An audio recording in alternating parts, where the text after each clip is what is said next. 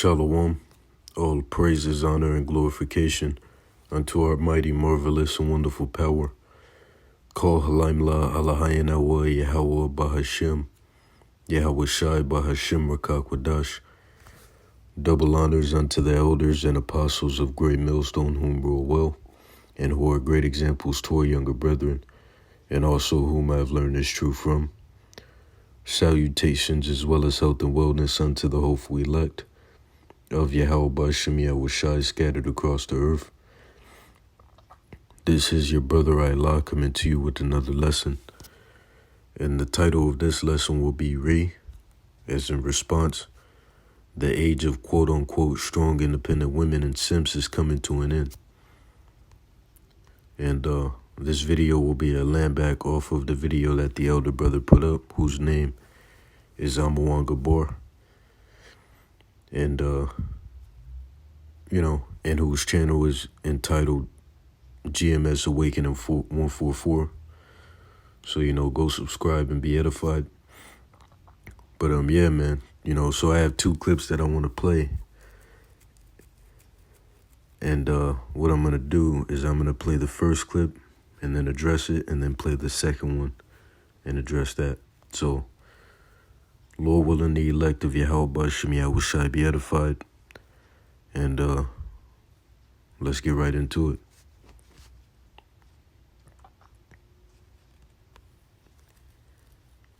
So who's more entitled, men or women? Both. You think both are equally entitled? Yes. Even though we just demonstrated that they're not. Well, I think it's maybe like a blur of lines, because men have been entitled their whole life, and I just said that, we're starting to get into that day of age where women are becoming more entitled because they're tired of it. So it's like kind of like. Can you explain how men are more entitled than their whole life? Yeah, because they think that this world is theirs when they can be held by women, and they couldn't have got here without women. They were literally birthed by a woman. But wouldn't it be fair to say? And, that's within the mentality of many of these women, what you just heard her say, right?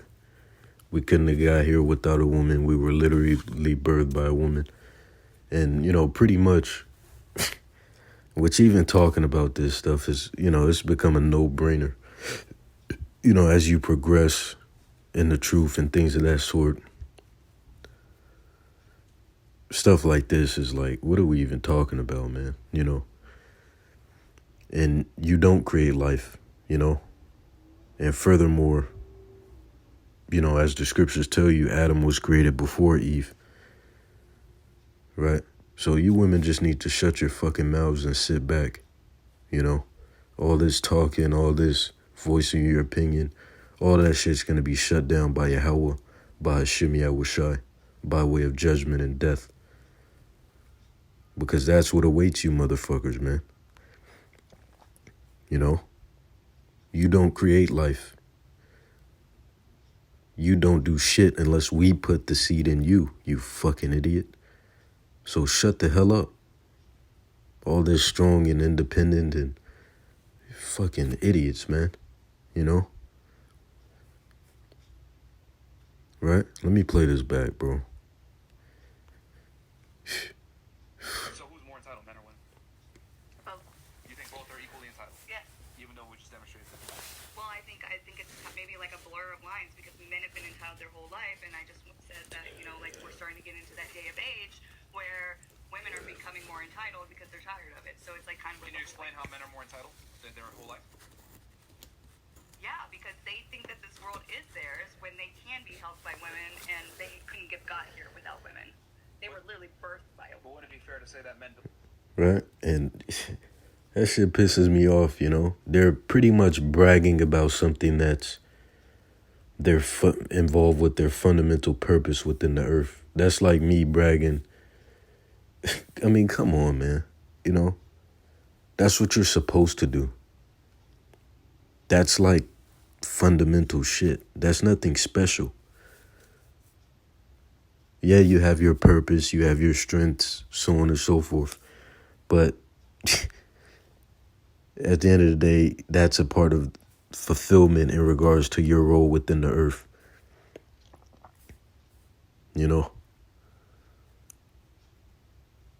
Come on, dog. And let's get it. Let's get it. Just getting the precept, from when I said, women don't create life. This is 1 Samuel 2:6, and it reads, "The Lord killeth and maketh alive. He bringeth down to the grave and bringeth up." Right? So ultimately, as a woman, you're a vessel used to bear the seed that the man put in you. And the man is a vessel as well to bear that seed, but it all stems from the man. If the man didn't put the seed in you, you're not bearing shit. Right? You're a vessel. That is it. Right?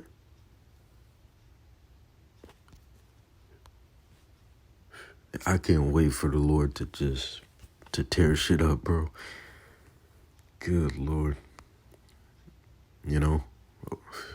But let's let this play. And we can get a few more, let me see.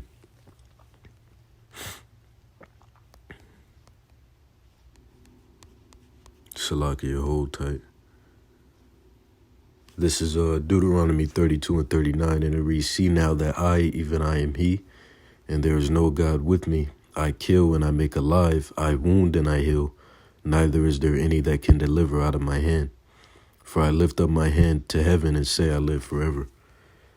Right, so once again, man, the Lord killeth and maketh alive. And I believe there's another one. It may be 11 and 14. There you go. Ecclesiasticus 11 and 14. And it reads, "Prosperity and adversity, life and death, poverty and riches come of the Lord." And, just addressing what she said,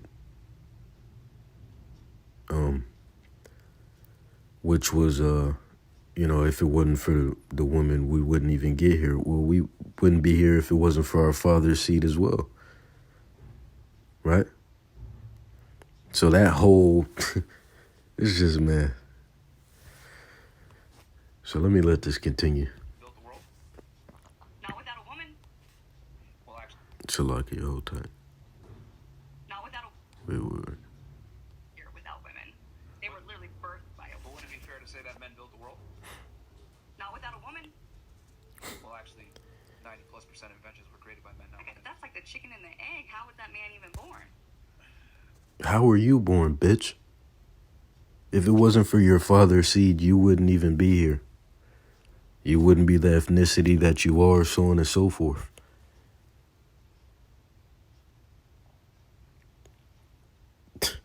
Fucking hell, man. This is like no-brainer shit. Well, women Is how life happens. Well, we're not arguing that they create life. We're just saying actual. I want to. They don't create life, They do not. You bear seed. Come on, bro. Anyways, man, let me get to it. Enough of this shit. Right? So once again, the age of quote-unquote strong, independent women and simps is coming to an end. Because ultimately, that whole strong, independent ideology is out of order. And it's unrealistic as well.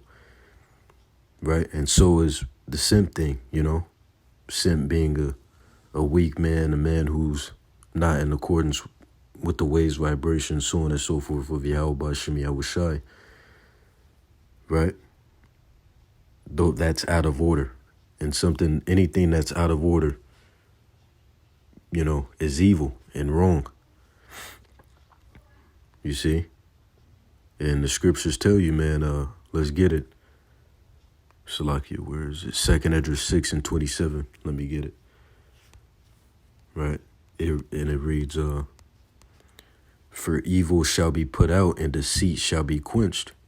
And out of order, right? Or out of order elements, for lack of a better term, are, amongst that which is going to be put out. And, righteousness and order is going to be reestablished within the earth following the establishment of the kingdom of Yahweh Shem Yahushai. And even prior to that, because, pretty much these women, man, and just in general, people are going to be forced to face reality, right? Especially you women, because you're fucking delusional, right? You're going to face reality coercively and be hit in the face with it like a ton of bricks, right? Verse 27, for evil shall be put out and deceit shall be quenched. And just like the mate said, right? Men created every societal thing, the fucking role, everything around you, dog. So it's like, man, what are we talking about? But verse 28, as for faith it shall flourish, corruption shall be overcome, and the truth which hath been so long without fruit shall be declared. See? So continuing on, let me get Isaiah the 32nd chapter, verse 9. Right, Salakia. And it reads, rise up, ye women that are at ease, hear my voice, ye careless daughters, give ear unto my speech. Many days and years shall ye be troubled, ye careless women, for the vintage shall fail, the gathering shall not come.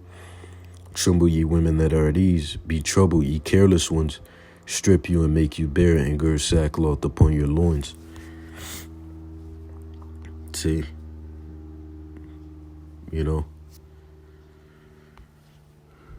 and just like, brothers have said, man, you women are going to get it the worst. Let's see, now let me get Isaiah the 13th chapter, verse 9.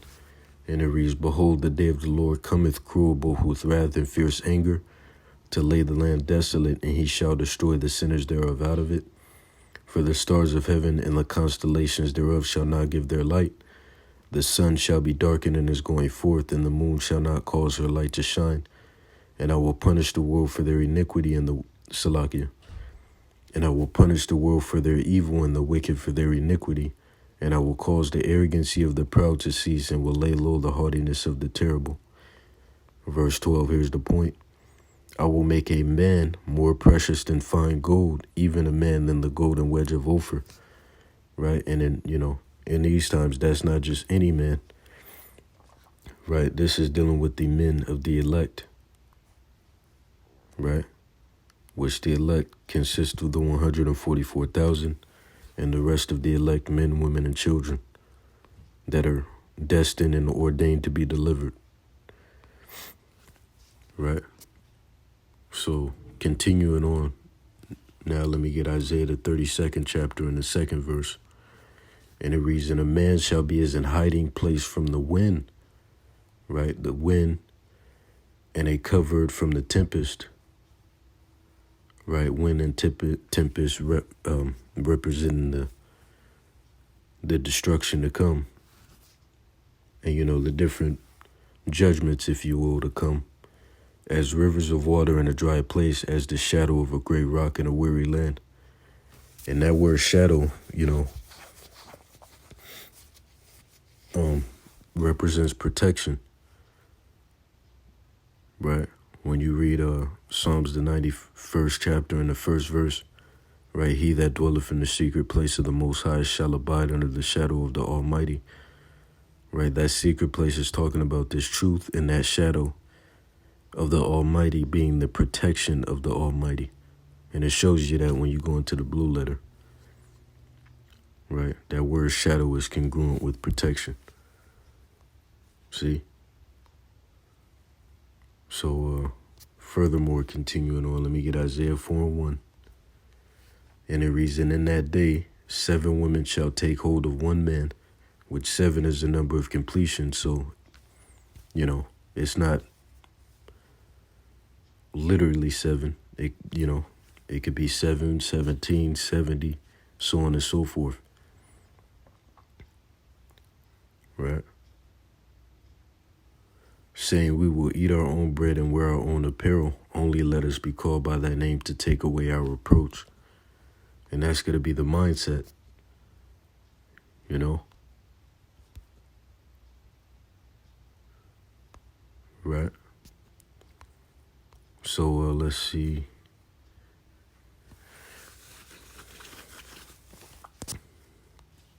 Now let me get 2nd Esdras, the 8th chapter and the 50th verse.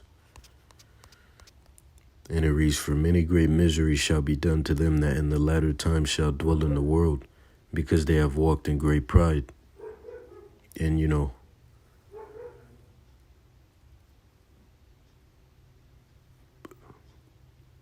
Salakia, trying to get my words together. You know, the most prideful is Esau, but right under him, you know, you have these women. Right? And we know what pride leads to. Right? Destruction as it is written. Right? Proverbs 16 and 18, Proverbs 18 and 12, so on and so forth. Right, so once again, verse 50, "For many great miseries shall be done to them that in the latter time shall dwell in the world, because they have walked in great pride."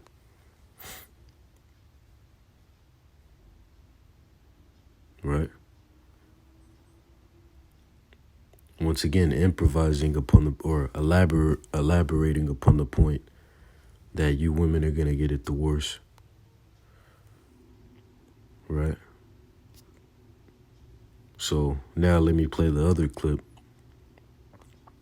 Right? Which I pulled it from, I pulled it from the brother's video. Right? Which the elder brother here showed it, you know, showed the clip as well. Right? But, Salaki, let me pull it up.